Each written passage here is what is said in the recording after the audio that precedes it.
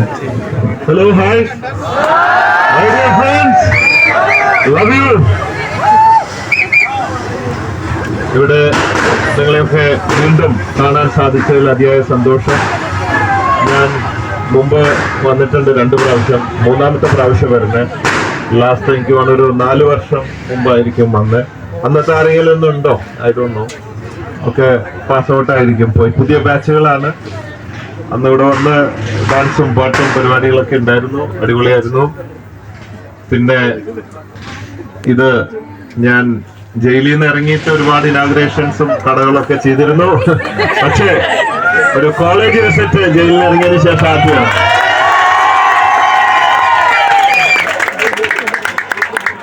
പിന്നെ മാനേജ്മെന്റ്, കരീംക and principal and other team behind this, ഇത് വലിയൊരു സക്സസ് ആണ്.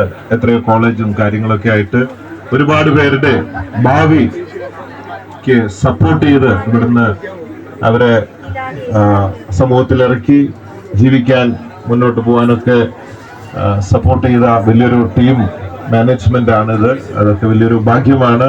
ഇതുപോലെ സച്ച് എ ബിഗ് കോളേജ്, ഈ 35 ഏക്കർ അല്ലേ, 35 ഏക്കറിലൊക്കെ ഉള്ള ഒരു ഇതിൽ ഞാൻ പഠിക്കാൻ സാധിച്ചിട്ടില്ലല്ലോ എന്നുള്ള ഇവിടെ വരുമ്പോൾ ഒരു അസൂയാണ്. നമ്മളൊക്കെ ചെറിയ ചെറിയ സ്കൂളും കോളേജുകളിലൊക്കെയാണ് പഠിച്ചിട്ടുള്ളത്. എനിവേ, എല്ലാവരെയും കാണാൻ സാധിച്ചതിൽ അതിയായ സന്തോഷം. എന്തെങ്കിലും ചോദ്യങ്ങളുണ്ടോ? പ്രത്യേകിച്ച് പലയിടത്തും ചെല്ലുമ്പോ, ജയിലിൽ നിന്ന് ഇറങ്ങി വരുമ്പോ ഈ ജയിലിൽ പോവാത്തവർക്കൊക്കെ ഒരു എക്സൈറ്റ്മെന്റും ചോദ്യങ്ങളൊക്കെ, എങ്ങനെയാണ്, എന്താണ് പരിപാടി എന്നൊക്കെ. Any questions? ഫുഡ് അടിപൊളിയാ. ഒരു ദിവസം മട്ടൺ, ഒരു ദിവസം ഫിഷ്, കപ്പ, പച്ചക്കറി, അങ്ങനെ എന്താ വെച്ചിട്ട് തിരക്ക് പിടിക്കേണ്ട പോകാനായിട്ട്. ഇല്ലില്ല, ഫ്രീ ആണ്. ഞാന് ജയിലിൽ പോകാനുള്ള പൂതിയുണ്ട്. 5-6 വർഷം മുമ്പ് ആന്ധ്രയില് ഒരു ടൂറിസം ജയിലുണ്ട്. അവിടെ ഒരു ദിവസം 500 രൂപ കൊടുത്തിട്ട് ഞങ്ങൾ ഫ്രണ്ട്സ് പോയി താമസിച്ചിട്ടുണ്ട്. അത് കാശ് കൊടുത്തിട്ടാണ്. ഇപ്പൊ സർക്കാർ ചെലവിൽ ആദ്യമായിട്ടാണ് ഇങ്ങനെ ഒരു അവസരം കിട്ടുന്നത്.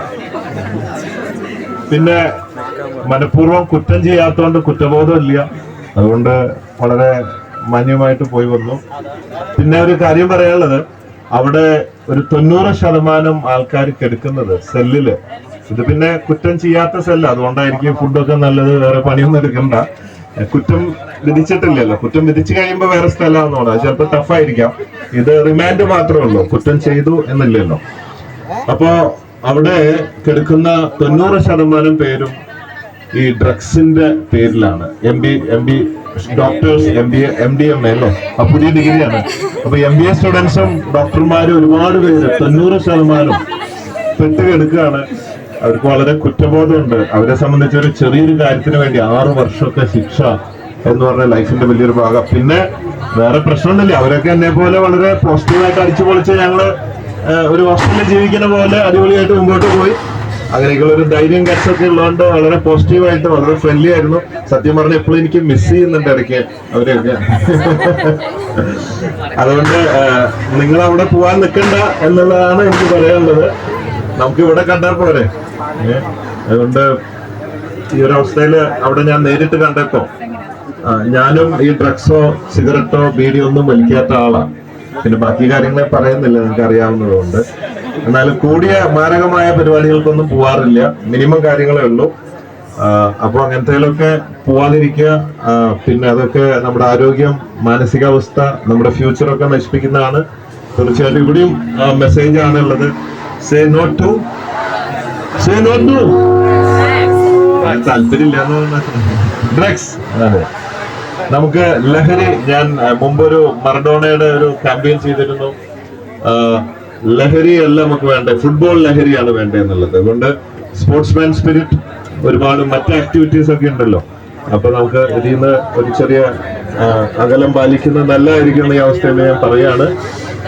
സോ പിന്നെ എന്തൊക്കെയാ പരിപാടി എന്ന് എനിക്കറിയില്ല. Girls ready? I am ready. എന്തൊക്കെയാ പരിപാടി പറപ്പിക്കണം എന്നൊക്കെ പറഞ്ഞിരുന്നു. ഡ്രോണാന്ന് പറഞ്ഞു. Okay, so let's wait for the function. So പതിവുപോലെ conquer the world with love. Love you everybody. You're on board.